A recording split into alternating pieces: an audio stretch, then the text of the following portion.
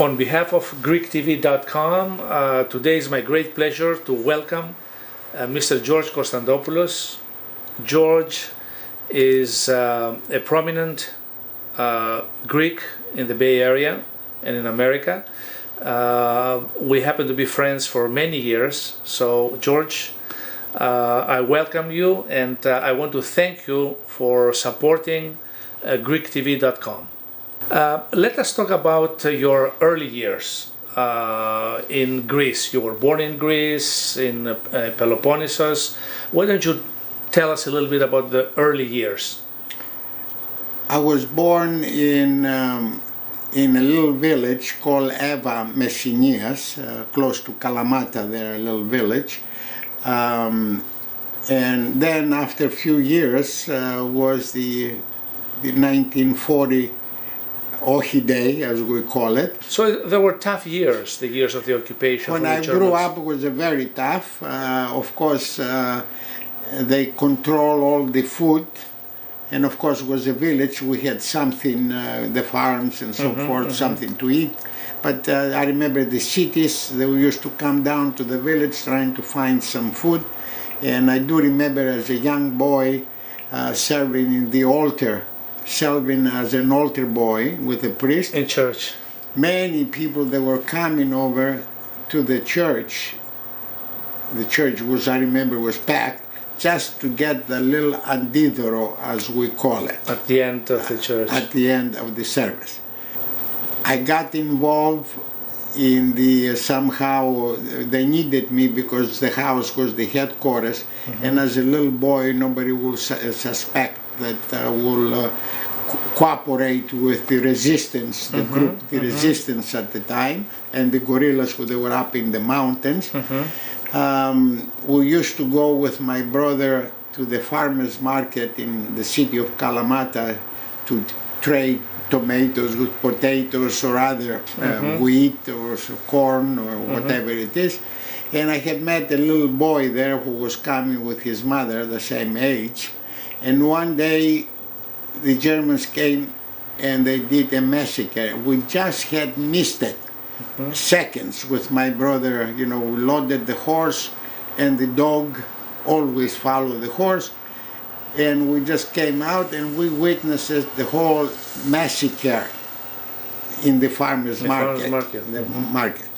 And of course we lost the horse, we lost loaded, you know, and then we went to finally to the village through the farms, and of course the war was over. It was all over, and my mother and of course saw us alive. She was relieved. She was relieved, you know, to lose two boys. So from then on, somehow I joined the resistance as a little boy, and they trained us. They took us, me and another friend of mine by the name Likurgo, God bless his memory. They trained us, and we were doing little sabotage, walk from our village down to Pylos, to Navaron, where they, to see, to spy or inform them what was going on, and also going upstairs and stealing some guns or something where they had the officers up there. So I got involved, and they trained me one day towards the end of the war to blow up the school, because they were during the lunch hour when the soldiers were eating, and I blew up with the, I think it was 6 or 7 sticks of dynamite. My brother was involved with the resistance at the time. He was about 18, with a friend of his who was Takis Spanos. They were very close friends, who was the first cousin of Alex Spanos, the of Stockton. Stockton, the big developer there. And we happened, you know, after they were hiding me in the mountains, I took off one morning because I had missed my mother, came home, and the moment because they had a guard outside the house, the moment the guard turned the other way, I sneaked into the house, and then somebody, I guess, informed the head of the Gestapo. who was the officer of the Gestapo, I think was a major or something. He came to the house, and then we ran down the basement, who was about 6 feet below the earth. And I was able to hide myself in back of the wine barrels, and my brother and his friend, they didn't have the chance, so they hid it right in the wall behind the stairs, going down. So, and I guess I made some noise there, and he wouldn't bend down to see it. So my brother and his friend, they had no other choice but to knife him. The German official. So finally, we had no other choice. We cut him to pieces, we dug some dirt and so forth, and took him to the farms and buried him. And good thing, he did not tell anybody that he was coming over to investigate the blow up of the grammar school. So nobody investigated his disappearance? After disappearance, of course, it was towards the end of the war, and we were hiding in a cave up in the village, up in the mountain. There was a big cave because they were start bombing the area before the Germans leave the Messenia, Peloponnesus.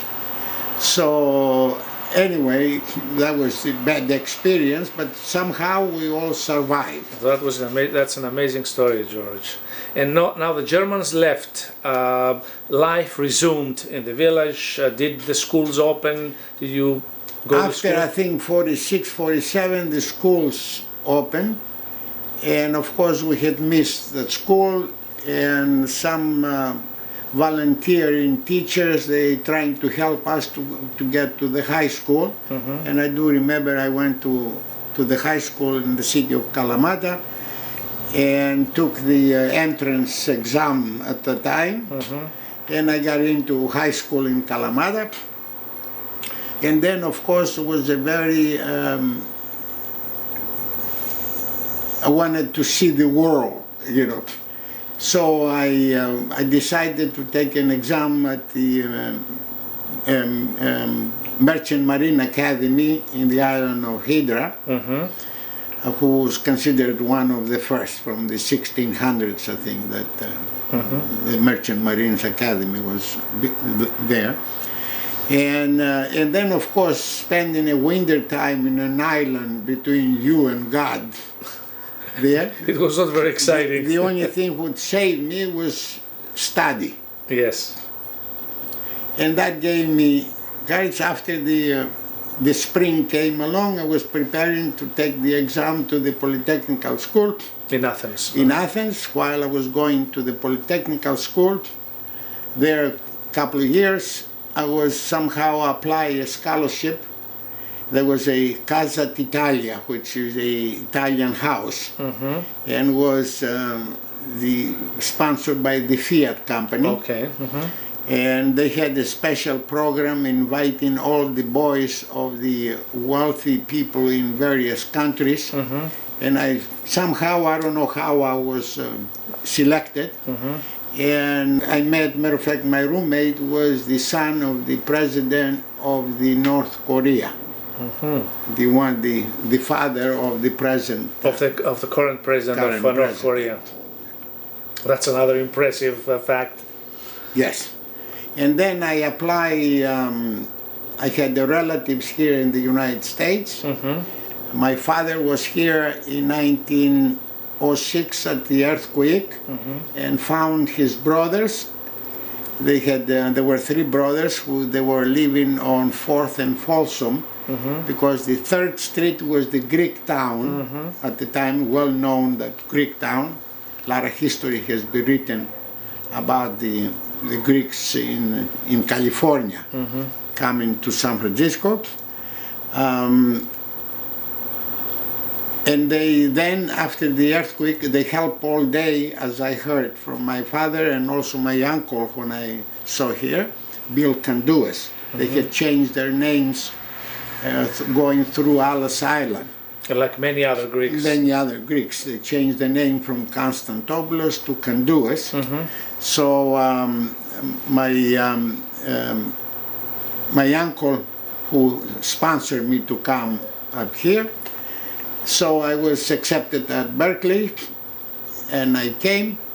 So of course it was very difficult, the situation after that, to survive here. You had to work. I had to work, I washed a lot of dishes, and also I work at the faculty cafeteria. And somehow I survived. I graduated as a mechanical engineer, and I had a very important, I got a very interesting job.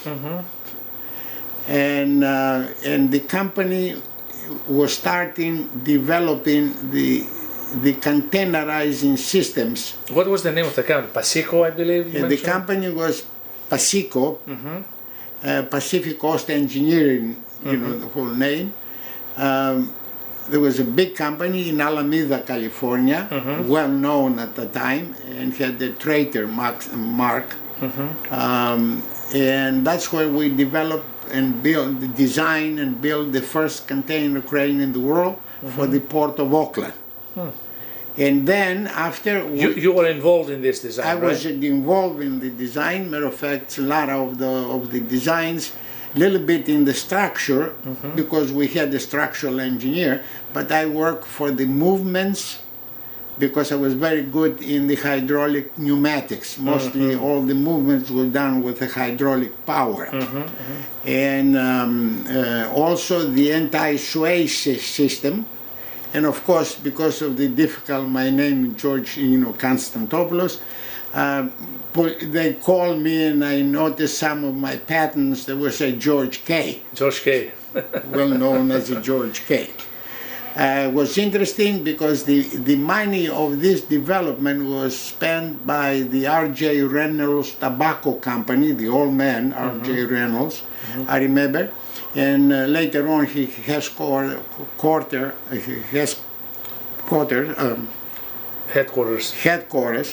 was at the Elizabeth, New Jersey. Okay. And he was trying to get me to go to Elizabeth, but we worked, and we went all over the world and developed the ports to accommodate the containers and the ships. Also, they were building at the Everdale shipyard. They building the container ships, and they were owned by the R.J. Reynolds. So you had a very successful career with Yes, and now all those ships belongs to Kapitan Vasili Konstantopoulos. The owner of Porto Navarino? The owner who built also the Costa Navarino. Costa Navarino in Peloponnese. In Navarone, in the area next to Pylos there. So he owns all of those because he didn't have inheritance after that. But we developed the ports all over the world, and I was part of that team. And you spent some time with Bechtel also, right? Bechtel Corporation. No, or that was later. Okay, later I asked the company to give me 1 year off because I was traveling, I was tired. I needed because a company, the Fruhauf company, bought the company, and all of a sudden our stocks with the company was given me as a gift. From $10 went to $100-something. That's a nice surprise. I told them I need a year off, to go, take a year off to go to Greece. I wanted to see my mother, she was getting older, and also to see the family and have a year off. So when I went to Greece, I was still young, and even after we traveled Europe, another Greece, So I got a job. They were offering me a job as a mechanical engineer at the U.S. Air Base in Athens, at the Hellinikon. They call it Hellinikon Air Base at the time. And we and I became later on the chief engineer, and was interesting, and of course it was a good type of thing. I didn't come back. Talk about a little bit about the family. You met Anna and got married in San Francisco? I met, yes, I got Mundanos? married in San Francisco to a family called Tassos Mundanos. He was very well known newspaper man, and he had opened the first Greek newspaper in the West Coast at the time, 1906, I remember. And also he had the Greek store in the 3rd Street at the time. And we were married, and of course we had children. She was a teacher in the profession. She was teaching at the time in Pleasanton, and later on she came in San Lorenzo here, and also she taught in the Pittman high schools. There we have 2 children, Harry Haralabos and Anastasia Konstantopoulos. Okay, and now we're going back to Greece. Now you're there with a family at the base. At the air base.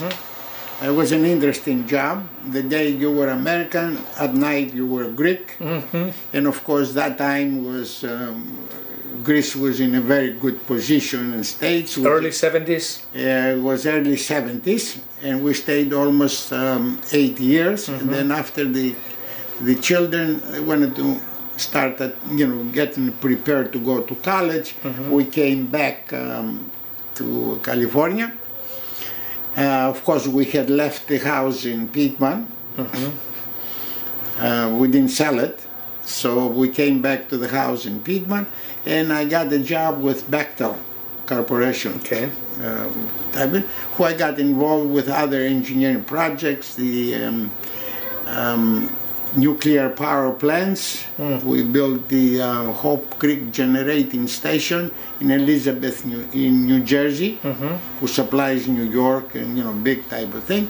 And I'm very happy I did some improvements, changing the piping and changing the safety. The original design from Schedule 40 to Schedule 80, because there were a lot of vibration, and that's what exactly happened to 3 Mile Island. So the improvement had to do with the safety? The improvement had to do with the safe, and as you know now, all of those years in the 80s, we haven't had any accident in the nuclear power plants. That's great. And did you end your career with Bechtel, or how did you end your career? No, I didn't. Yes, of course, no. After Bechtel, a few years with them as a consultant. Also, I did the consultants for other companies. Also, again, back for the first company, Pacico, who had moved from Alameda to the south. Moved down to Mississippi. I did a lot of consultants with them. They had the problems with the anti-sway system. When you grab the container, start shaking, and I was the original designer of that. Many other companies also in the laboratories for microchips, designing laboratories for microchips. So I had a very interesting engineering career in my life. Congratulations. And let's now talk a little bit about our community. You came here and you early on got involved with the Greek community, the Greek church, different organizations. Not only the Greek organizations, I was very involved with the Mechanical Engineering Society, Naval Architects and Engineers. I got involved with the fluid power, and I taught in Berkeley also. So I did quite a few, even recently as a consultant. And many times they flew me various places, Abu Dhabi, the companies for problems they had with the container cranes, for improvement. And then I was in the I think '69 they had some problems here at the church in Auckland, and they appointed me with the archdiocese. I guess somehow gave my name and so forth. I was appointed to the first parish council, and I remember that time we had a difficult time financially and economics.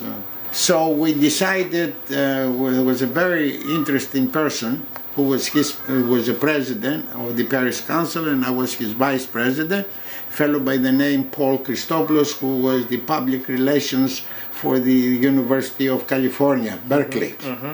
And we sat and we did a study for 1 year, and I had brought a drawing table in my dining room there, living room, and we were studying what to do. So we decided to do the first food festival in Auckland in 1971. I remember we did it at the Auckland Auditorium. That still goes on every year. It's the most successful food festival in US. And of course, as we know now, we brought it to the because Auckland extended their facilities up there. They built beautiful parking lot and a big veranda there. And we do the festival there, and you see every year close to 30,000 people coming to visit and enjoy the festival Friday, Saturday and Sunday. For 3 days, close to 30,000 people. Every year. Every year. Also, I got involved and I served as the president with the United Hellenic American Societies in San Francisco, and I was the president 92 to 96. I also was involved in the Auckland AHEPA. Oh yes. AHEPA, and I served as the president also. And also AHEPA elected me as a Man of the Year for the AHEPA here in Auckland. And also I serve as the district governor for the AHEPA, who are all in Northern California. Northern California. Recently I was involved with the Modern Greek Studies Foundation in San Francisco, where Professor Athanasi Maskaleris back in the 90s started the Kazantzakis Chair at the San Francisco State University, who the foundation supports the center and supports the chair we have there at the center. And of course you are also a member of the Modern Greek Studies Foundation board member. Going back a little bit, as president of the United Hellenic American Societies, the umbrella organization, I remember you telling me about your involvement when the issue of Skopje wanting to get the name Macedonia for their country came up, and the reaction of the Greek community here in this country. Why don't you tell us a little bit about the specific event? I remember in '92 I received a phone call from the president of the Hellenic American Council. Ted Spiropoulos? No, there wasn't Ted. At the time was Dr. John Athinas. Oh yes. So he called me up to go to come to Washington because they were planning to do a demonstration because the European community meeting at the Brussels. Meeting at the meeting at the Portugal, Lisbon, to decide to recognize Skopje as Macedonia. The name. So that meant a catastrophe for Greece.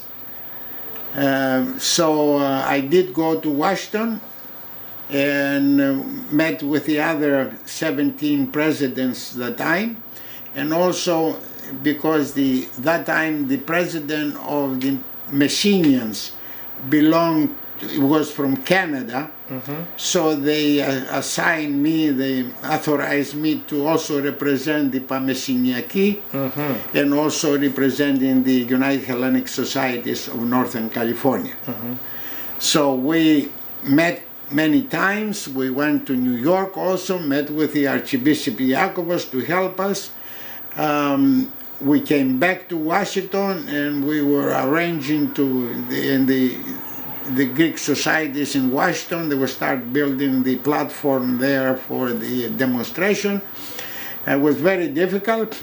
Good thing we decided to, because no one knew us at the time, and of course, and I told them at the beginning, it says, we gotta bring Iakovos, we gotta bring Dukakis, we gotta bring Sarbanis, we gotta bring Valirakis, we gotta bring Chongas, all those people that are well known to the American Congress or Senate and so forth. And that's what happened, and quite few of the all the societies, the Pan-Macedoniki, Pan-Iperotiki, the Cretans, the Roumelis, everybody got together, and we were very successful selecting 75,000 people. That's a huge gathering. And of course, quite a few people also came from Canada and supported us. So the government of Greece was happy to see this kind of mobilization and assistance. Very much, and I remember the time President Bush, the father of George Bush, blocked it, stopped it, and they did not vote to recognize Skopje as Macedonia. So it was a success. So that was a success, and I do remember the God bless his memory, Konstantinos Karamanlis, the president of Greece. The president of Greece, he invited us, all the 17, 18 presidents at that time for various organizations. To Greece? And hosted, in other words, and also they were celebrating at the time, he celebrated the 25 years of democracy. Yes. I remember. And they had built a special ark, okay? They had a very special ark, and each one, and I was so proud to hear my name, George Konstantopoulos, President of the United Hellenic Societies, and Panmessiniaki Omospondia also, passed that ark. Wonderful memories. Wonderful memories, and it was excellent, in other words, we were a guest of the Greek government. Well, your contribution to your community and to Greece has been great through the organizations that you mentioned, because you're talking about many years of participating, contributing, leading organizations. I know that you are still involved, participating. We are also aware of what Greece is going through right now, and I invite some thoughts from you about Greece today, and what do you hope for Greece? Well, I wish the best, and I hope our political leaders, take some responsibility and solve this problem, and to forget their parties and gotta be united to save, because believe me, through my experience, the best places in the world are the Northern California and Greece. You have never stopped visiting and going back to Greece. I know you go every year, and you have numerous friends there. I have numerous friends and good people. And of course, now I mostly spend my time in my village, in the city of, there, Kalamata, and also to visit my friends and some relatives, which I still have. Are you planning to go soon? Yes, I'm planning to go very soon, yes. Wonderful. We need to go and support Greece and do the best we can to help during these difficult times. Definitely. George, I want to thank you on behalf of GreekTV.com for being one of our founding sponsors, and I want to assure you that your help is helping us to move this website. The target are young people ages 20 to 40.